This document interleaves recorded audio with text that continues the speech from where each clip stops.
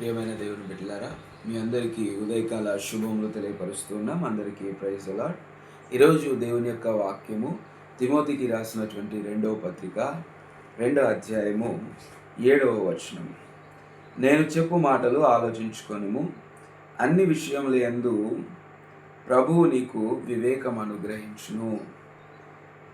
Today the scripture portion is taken from the book of 2 Timothy chapter 2 verse 7.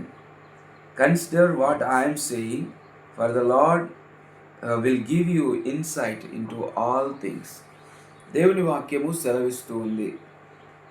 దేవుడు చెప్పిన దాన్ని మనము ఆలకించినట్లయితే, ఆలోచించినట్లయితే దేవుడు ప్రతి విషయంలో, ప్రతి పరిస్థితుల్లో మనకు వివేకం అనుగ్రహిస్తానని వాక్యము తెలియపరుస్తుంది. కాబట్టి మనం చేసే ప్రతి పనిలో, ప్రతి విషయంలో దేవుని వివేకం అనేది, దేవుని ఆలోచన అనేది చాలా ప్రాముఖ్యమైనది. అది మన జీవితాల్లో విజయం తీసుకొస్తుంది. కాబట్టి అట్టి కృప దేవుడు మనందరికీ ఈ దినము తోడుగా ఉండి నడిపించును గాక. ఆమేన్.